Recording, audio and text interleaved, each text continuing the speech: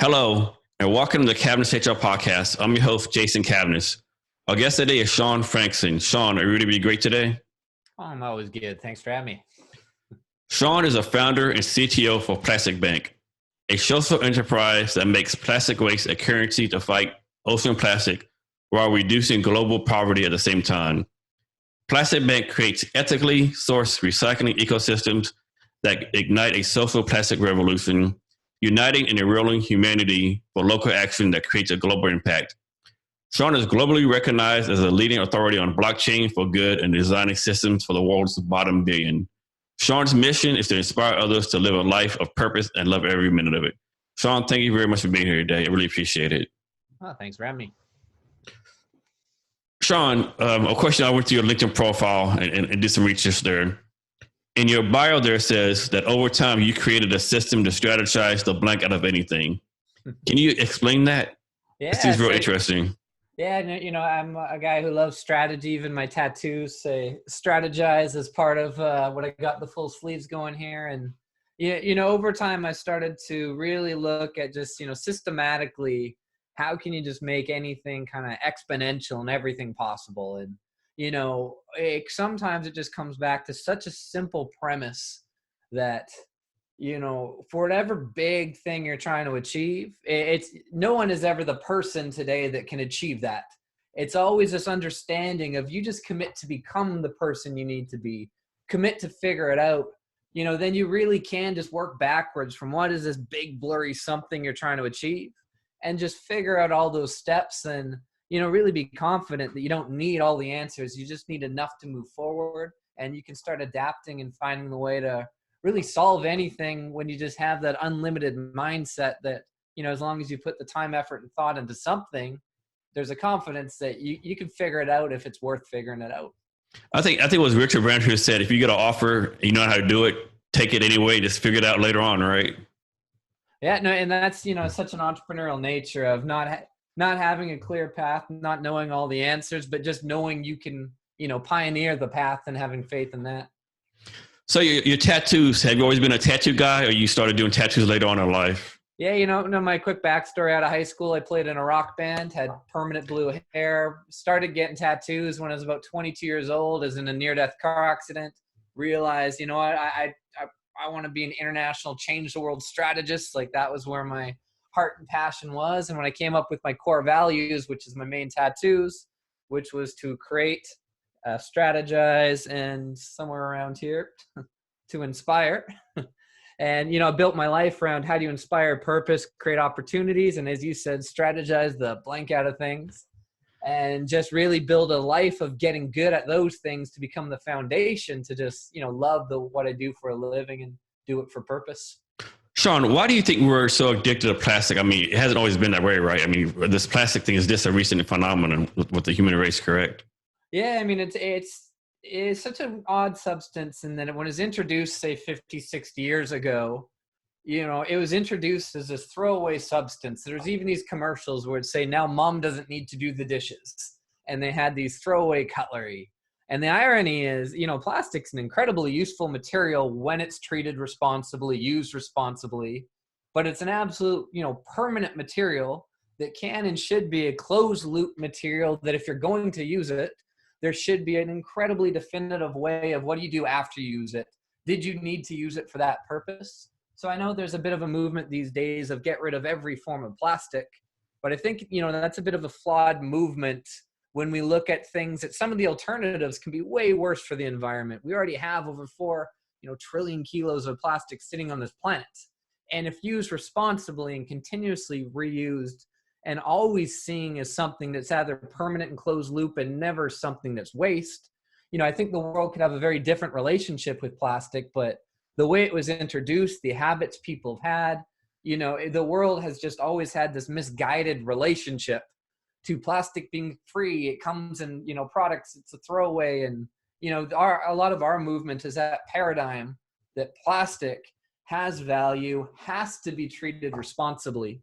And, really there is a way the world can play a part in just closing this loop over and over, or reducing their footprint and using less just where it's not needed. And, I think finally in the last 2 years, we're seeing a very different world in the way the average person's treating sustainability, the way they're treating materials. So, I'm optimistic that with enough, long-term perspective, and not just plastic, but other materials, we could live in a world without waste, because simply, 7 point something billion people and growing, we can't live in a world with waste. There's a certain time that's just unsustainable in any form. So I'm a believer in, a proactive, person and being involved in these solutions. But I'm a believer that there is a way with a long enough time, we can live in a closed loop world. So, Shaun, I'm pretty sure this is true. I'm 95% this is true. So before the first Gulf War, the U.S. military would use local water resources and filter out using chemicals or whatever they did. And then I believe in the first Gulf War, the logistics, U.S. Army logistics general made a decision, no, we're going to ship, all these water bottles over there. And in my mind, honestly, that's when all the plastics have kicked off. Like people started using water bottles. Oh, it's good enough for the U.S. military war. It's good enough for us now. Because I remember before then, like you would drink water out of the faucets, maybe about the 2 water gallon. And now everyone like water bottles, water bottles, water bottles. And to me, in my mind, that's where it all started from. Yeah, no, and I think there's probably a lot of like case studies in a lot of different ways, but yeah, no, there's just a lot of things that we don't need to use plastic for. Some things that some people think, we should use metal and glass for, that would actually be worse for the environment in some cases. So, it's not always the easiest answer of what's better, but I think the more we always keep looking for how do we get better, out of all the alternatives, what is the best way? And, almost everything we use as a society, and even beyond plastic, we always got to look at, is there a better use of this? Is there a refillable use of a lot of things? And even as you said, with filters, sometimes you can have technology catch up that, some areas of the world you do need, a plastic bottle or another form of water, up until we have ways that how do we filter water better, then we get back to just refilling water bottles everywhere as, way it all changes over time. Now, how long does it take for plastic to biodegrade? Oh, that's a good question. I think it's all theoretical. So if you put plastic in a landfill, if you put it in the ocean, I think the theory is that, after a couple 100 to 1,000 years, it'll break down. But this is where the concept of a plastic biodegrading, breaking down, it's got to be treated as permanent and reusable. As soon as we look at how do we dispose it and have it dispose over time, I think we already break the mind cycle of it's got to be closed loop or not used. So how do we get people off plastic? Yeah, it's a lot of different things. And, not everything really needs to be off plastic completely when it's used responsibly and the loop is closed. But, I always look at these, you can, have a plastic reuse or like a plastic spoon, a biodegradable spoon, a compostable spoon. And I think out of all the options, I still don't think any of those are better than washing a metal spoon. And I think there's a lot of things that, even I once had somebody at a speaking event have a really good comment about how do you get rid of, all the plastic and packaging that comes with fast food. And we have such a fast food culture. And one of his simple answers is, we could always just sit down and eat the food. Like, we don't need to take everything to go. Then we wouldn't need to-go containers. If as a culture, we just got back to enjoying food and taking time. And there's a lot of those things when you take some thought. I know a lot of people talk about, let's get rid of straws, which, there is no use to straws, but it's such a bigger issue than straws. But even when you take a second look at the straw, it's why did you need the straw in the first place? And there's a lot of things we just don't think about. And why did you need the fast food? Did you not have 5 minutes to enjoy food?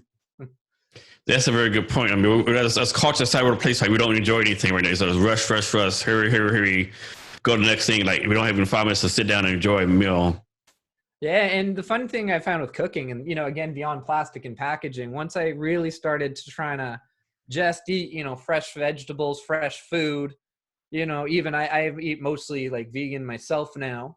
But if you even get, fresh produce, fresh even meats or whatever it is you eat, and get rid of all the packaging, and then you compost that, it's amazing how you can go from bags of garbage to almost nothing just by even eating healthier. So even I've found learning to cook was almost a great way to reduce your footprint without even recognizing it was happening. So how long have you been a vegan? You know what? I'm about 2 months in on it. I've normally been a pescatarian as my normal kind of diets and no red meats. And So, and I always look at these sometimes of more of cooking adventures than diets. Because once you have fun cooking, all of a sudden it's a fun challenge of how to, when I was pescatarian, how do you just enjoy fish? How do you do fresh veggies and that? And, ever since I've done as I call it, the mostly plant-based diet, I treat it as a cooking challenge more than anything, which just kind of becomes a fun new habit and routine to add in. So last year, I actually did the whole year as a vegan last year, which was pretty interesting. It was crazy. Like, I didn't really crave meat or anything, but I craved cheese for some reason. Yeah. I was craving cheese. Everything else was okay. I didn't, of course I smelled something that smelled nice, okay, that'd be nice to have. But for me, it was the cheese. Like, it was my craving was the cheese. Yeah, so if anything, I think when I say mostly plant-based, I think octolavo is technically when you're still, able to do the cheese and the eggs, things that, essentially it's a no death, exception to the ones that fit in. But, those are the ones that I've been doing right now. And then I've been surprised, like I work out quite a bit and I thought cutting out meat of where's the energy going to come from. But that's been one myth that's been distilled in my mind that's, I feel good. So, I'm kind of shocked with how easy it is compared to all these roadblocks in my mind of how hard I thought it would be. Definitely. So, Shaun, you have a passion for helping out the world's bottom billion. I mean, that's a pretty big undertaking, the bottom billion. How did that come about and how are you approaching doing this? Yeah, so with Plastic Bank, when we started to look at how do we, turn off the tap and stop that flow of plastic into the ocean, we recognize about 80% of ocean plastics coming from developing countries where there's almost no waste management systems. And, the more you spend time with people and you learn and you listen, you realize, all these people, if they're just in such a state of disadvantage. And, when untapped and unlocked, they're smart, creative, loving people with pride. And it's just amazing once you understand this, state of disadvantage. And when someone's just trying to survive for the day, it's really impossible for them to see beyond that day, to see, the environment, the ocean, the interconnectedness. And, as a personal kind of thing that just really connects with my core values of inspiring purpose, when we look at this hierarchy of needs where someone can provide for themselves, their family, and start seeing beyond that, what an amazing thing if one, is someone who loves living a life of purpose, loves how do we bring purpose into more people's lives. But when we look at this, how could we literally help, these vulnerable people get to a point of purpose in their life?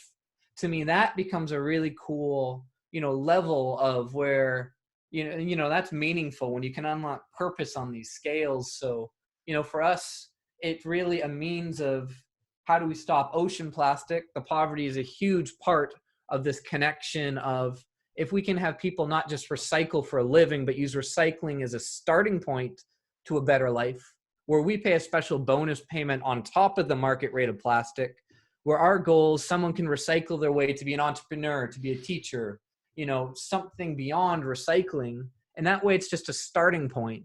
And when we can bring in this way of teaching literacy, we provide often people with their first digital ID, their first digital bank account, their first access to a smartphone, training and education, really it can be that pathway to a better life. And to me, that really connects the dots to make a lot of this, kind of create a movement where everyone's playing a part, where really that's the beneficiary of it is the oceans being saved. It is the, marine life, but it's also this platform to lift people up, which to me is a huge, part of where my heart is. Shaun, so which developing countries are y'all in right now? Yeah, we're in Haiti, Philippines, Indonesia, Brazil, and Egypt. And then as we keep growing our team, we'll be expanding more and more faster around the world. So are y'all a nonprofit or a for-profit company? Yeah, we're a for-profit social enterprise. And for us, it's really important that, really when there's something in it for everyone and even all of our partners in our ecosystems, it really just becomes good business to do the right thing. And we can grow and self-sustain our impact, by our own revenue. So, we don't rely on grant money or funding. We are just a revenue impact generating company, which also means that we can continuously just sustain our promises year after year and, do it by good business strategy as compared to relying on, funding or other streams that can, dry up like out of our control.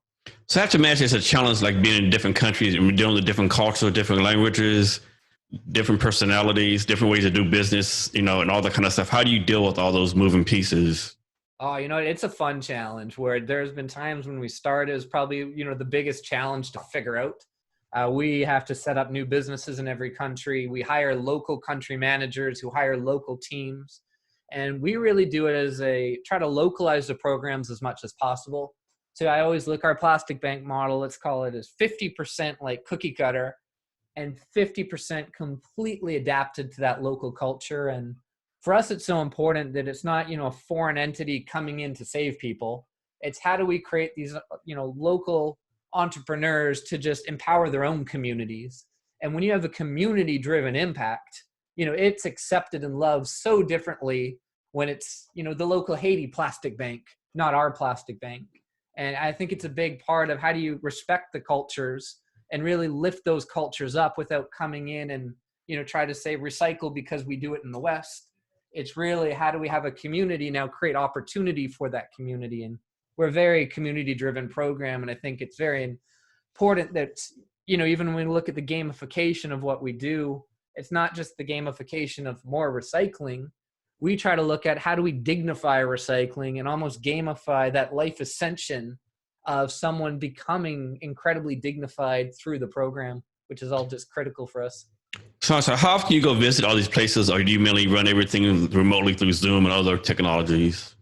Yeah, so I've been to all of the countries that we've started, and we just came back as a team from Bali, Indonesia. So the bigger our team gets, the less anyone from the head office has to be there as part of setup and operations.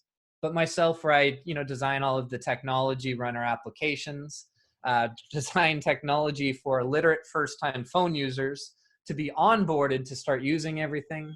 For me, it's critical to really just look and listen and understand. So if you don't see things from your own eyes, like there is no way to, do some of these things just sitting at a desk. So for us, especially there's areas with, very little access to connectivity, that sitting and learning and observing and just, asking the right questions is a key part of how do we localize and build programs for, what everyone needs and not just what we think they need. So, Shaun, a question, those people out there, like, what we're calling like pro-environmental, right? They understand what's going on, they understand the cause. But then you have what I call like anti-environmental, who are like, no matter what you tell them, they don't believe they don't believe in all this, all this stuff going on. How do you convince the anti-environmental people that know what you're doing is important and they need to get on board? Yeah, it's been a funny changing world. So let's say 7 years ago when we started the company, we had to convince companies that people would care about ocean plastic because it wasn't the hot button at that time. We had to convince people that a like ethically sourced, like transparent supply chain would become a new standard.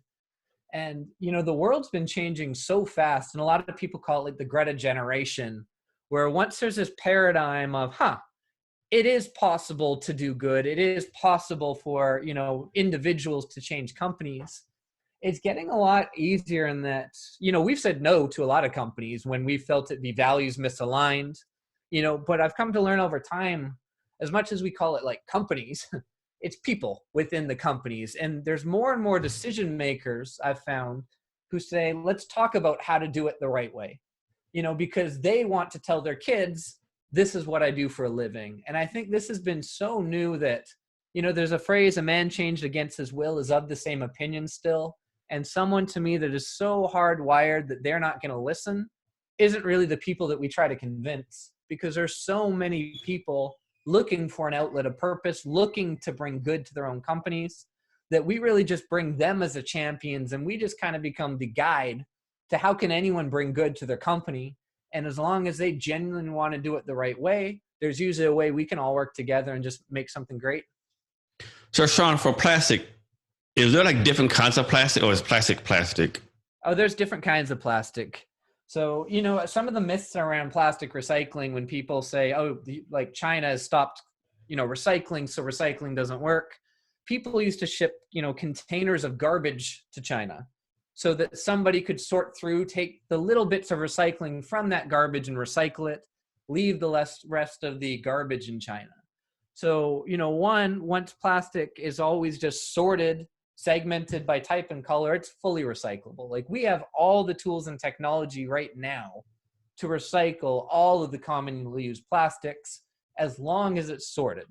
Now, one of the things with our programs, which I thought would be a disadvantage when we started, but it's actually an advantage, it's all hand sorted at the time a collector picks up all the plastic, comes to a location, they sort it by type, by color, and it's never mixed from that point, which is the easiest to recycle, highest value you can give someone.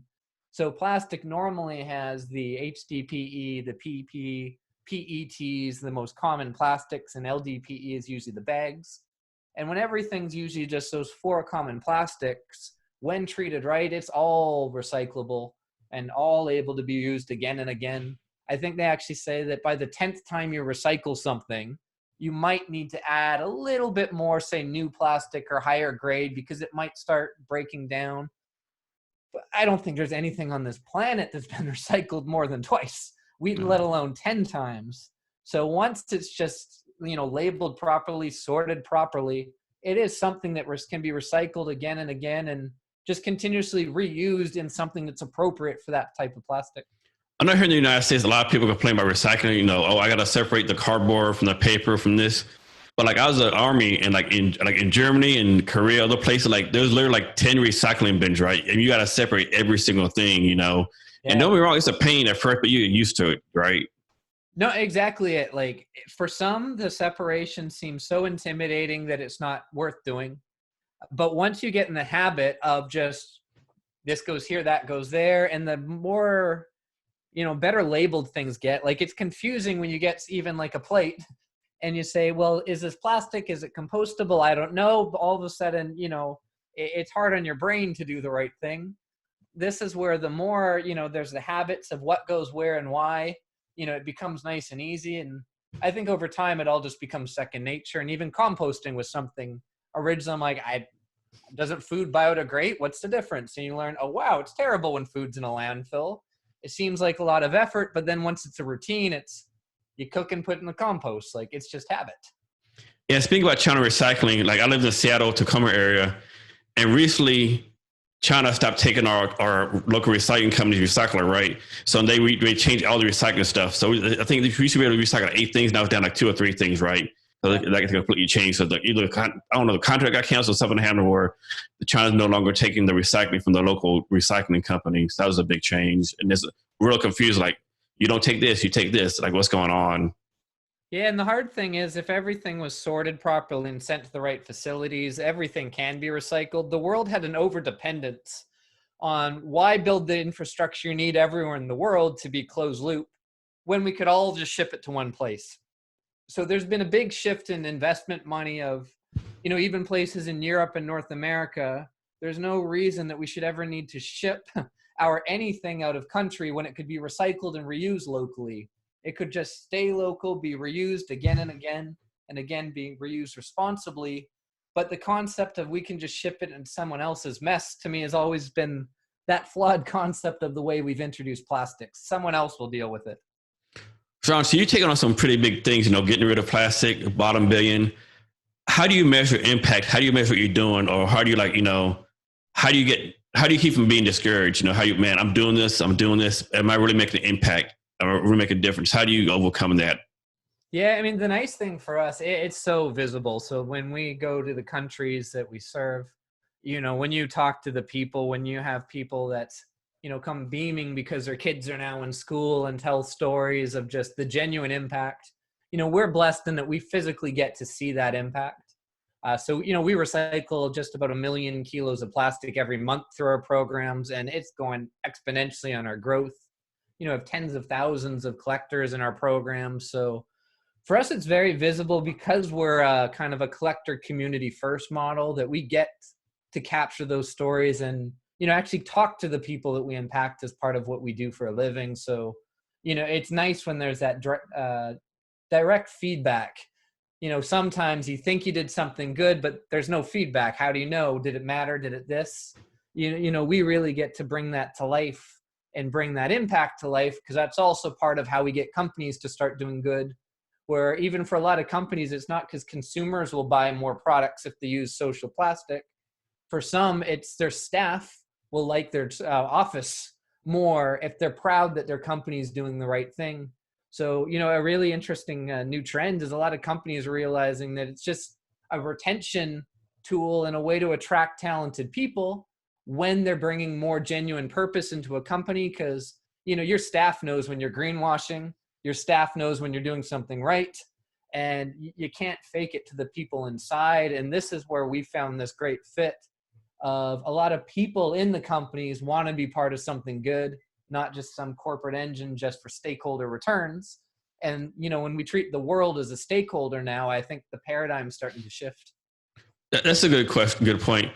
So how has what you're doing now, let's suppose we were back in let's say 1850. Would you be able to do the same thing in 1850 or now, or because of technology now, what we call the flat world, everybody connected, does that make it easier to do what you're doing right now? It's interesting, that I've never had someone ask it that way. So obviously there was no plastic in 1850, but there was just an abundance of just, chop stuff down, throw it out. So, if there was the knowing that this planet's going to get to this many people, that we're going to start causing all these problems, there really would be a way to prevent things before it got too late. I know there's always that Easter Island analogy where literally, you have an abundance of trees and a society just chops down the very last tree and then realizes we're going to die because we don't have trees. But the same concept is at some point there would have been a time for someone to say, hey, I think we got to start regenerating the trees and not just taking. So we're big fans of even not sustainability, and it's not offsetting. It's how do we live in a regenerative world where we make it better than it was before. And I think that's the paradigm that we need to be in now. Shaun, can you talk about the process when you went to Haiti, what's the process of going to a new country and doing everything you're doing? Do you have to meet with local officials? How does that work? How do you even convince the country that you come in? How do you go about doing that? Yeah, so for us, we find people who are on the ground who have knowledge of any starting point for recycling. So somewhere like Haiti, most of our locations, we set up recycling centers where they weren't. Other locations, we certify, we bring in the technology, and instead of going and competing, we look at how can we bring in these social standards, kind of a social franchising system where everybody wins from doing it the right way. But so we hire a local team so that we have local people speaking the local language and really just kind of listen and learn at first, uncover what is the cultural nuances, what is meaningful to this culture, then really have a way that we can just empower someone to be, that community entrepreneur who trains community entrepreneurs and, figure out how to make it localize it all the time. So, for us, it doesn't require government funding or government investment.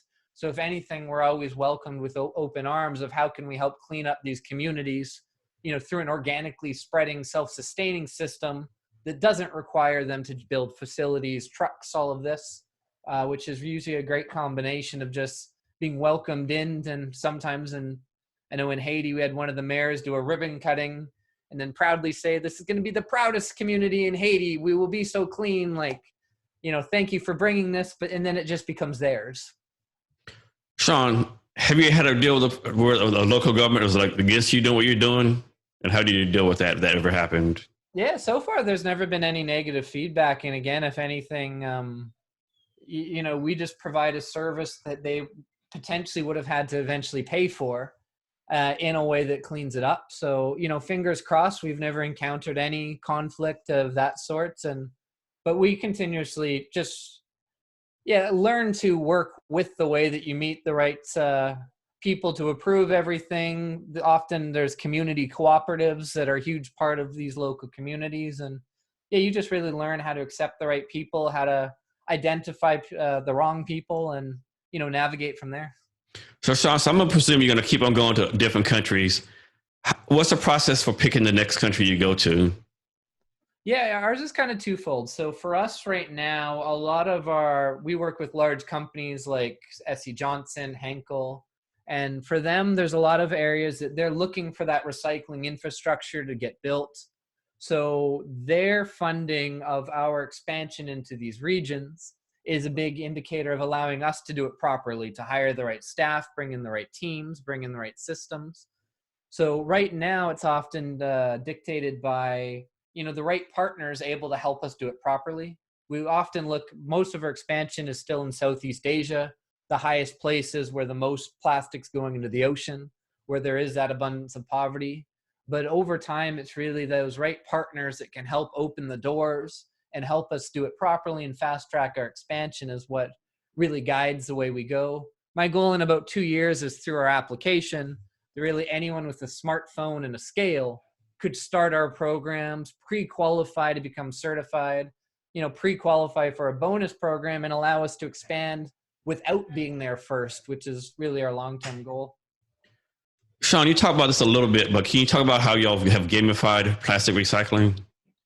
Yeah, so, it's about looking at all the types of plastics and all the way that we can, both dignify an individual, but bring in ways where some plastic, it's, there's a market rate for it. We have a bonus payment on top of it. But the harder to recycle plastic, sometimes we need to get creative where we can have people qualify for, say, free health insurance for bringing in these other type of plastics, finding creative ways to put special bonuses on the hard to recycle material, finding the partners that do recycle it, and really just treating it as, again, it's not just a recycle for cash business. The more we can make it that life ascension program where someone sees hope and opportunity through this path of recycling is really, when we can put someone on that path that they see the value in, being trained and learning. Often we teach basic literacy as part of what we do, education, and it's all these ways that we can just provide as much value as possible is how we can creatively just change that paradigm that the plastic is too valuable to go on the ground, too valuable to go in the ocean. So talk about that. It seemed like you've created almost like a separate currency. How hard has it been to get people to accept this currency that you're using or doing?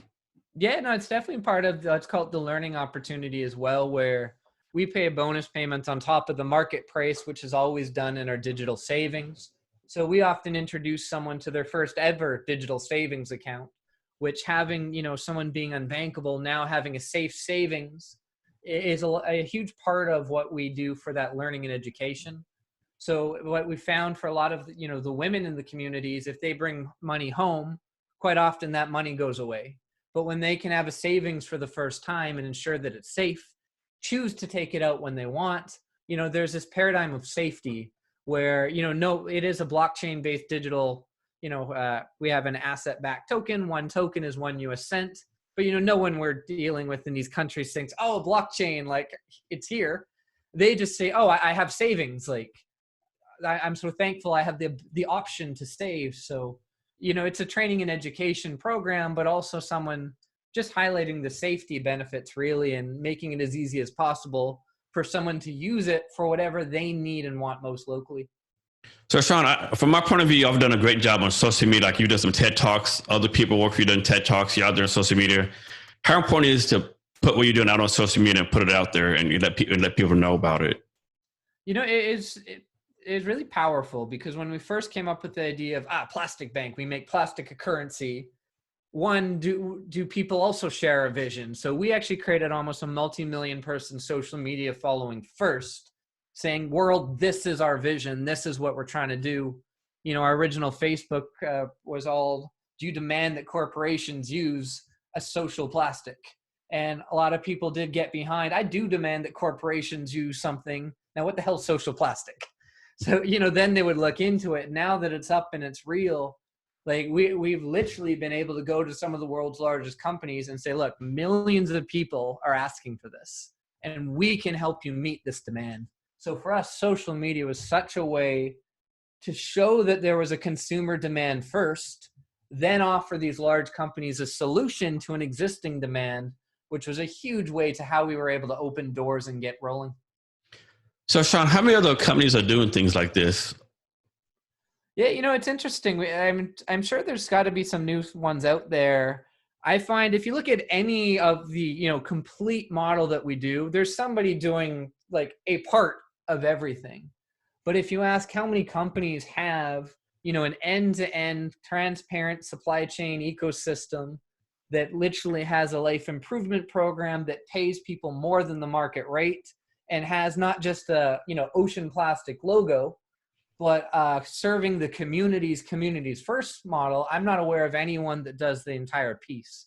There's people that do the segments, but not on kind of a globally, like, exponentially scalable way.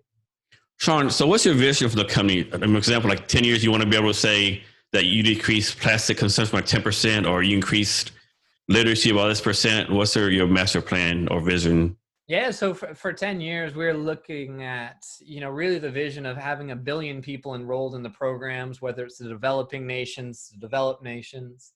There's always a part for somebody to play in making the solution work. So really that 1 billion participants gathered together for local actions with a global impact is part of it. And yeah, we're really serious when we look at our goal is to turn off the tap and stop ocean plastic. So even we're looking at that 1 billion like kilo a year mark to what our goal is to get to, where, through either that paradigm of just being responsible or having these value chains of recycling, that really everywhere right now that plastic is leaking into the ocean, we plan on being there to just phase that into something that never happens again. Even from our point, it's our goal to phase out a collector network of people picking plastic off the ground, as compared to every household in every community simply recycling it in one of our locations without it ever touching the ground. So let's say someone watches this podcast and they're motivated and like, man, I like what this guy Shaun's doing. How will they get involved? Yeah, so anyone can go to plasticbank.com. We even have fun ways that people can calculate their plastic footprint. We have different programs where they can go plastic positive and help, extract more plastic around the world than they use. So we always look at, as someone just works on getting better, you can work on using less, but ensure you extract more and just make a positive, powerful impact. And we have ways people can enroll their schools, their faith programs, their workplaces, to just have programs that they can all uniquely play a part. Shaun, can you share your social media for both yourself and your company so people can reach out to you? Yeah, so everything's on @PlasticBank for, Facebook, for Twitter, for LinkedIn, for Instagram, and myself, it's @Shaun Frankson for all the networks as well, and plasticbank.com is the website. So you're an entrepreneur building a company. Any advice for people out there starting a company, regardless of what type of company it is? Yeah, I'll circle back to kind of the way I started. I think one of the most intimidating things is thinking that you need to have all the answers. And anytime you're trying to do something big, like, again, you are not the person day one who can do everything you're trying to do. You just need to commit to become the person you need to be and just figure it out as you go. And once you can just lift that mind of, I could become that person, we could become that company. It really just means that it's a path and it's a journey, and you don't need to be intimidated by the fact that you don't have all the answers, and that's a good thing. And for our listeners, we're going to have the links to Shaun's social media on our show notes. You can find our show notes at www.cabinetshrblog.com. And be sure to share the Cabinets HR podcast. So, Shaun, we'll get into our talk. Can you provide us any last minute wisdom or advice on any topic you want to talk about? Yeah, so I guess the biggest thing that I'd just say is, I find there's so much doom and gloom around the planet. One of the things I find, I just like to talk that I am optimistic about the future, and more so in the last 2 years than I've ever been. That, I get the gift of working with some people in large companies that legitimately are trying to change things for the better. We're seeing, the Gretas of the world come out. We're seeing change. Even we're seeing, fast food companies offering meatless products. We're seeing just such change in so many ways that, I just really want to share, as much as the news and Facebook and all this is geared for algorithms of negativity. I am seeing so much reason to be positive in this world, positive that people can work for purpose, bring in purpose, and really start changing, purpose to be the culture of humanity. And I think we're on our way. Shaun, thank you for your time today. I really appreciate it. Perfect. Thanks for having me. And to our listeners, thank you for your time as well. And remember to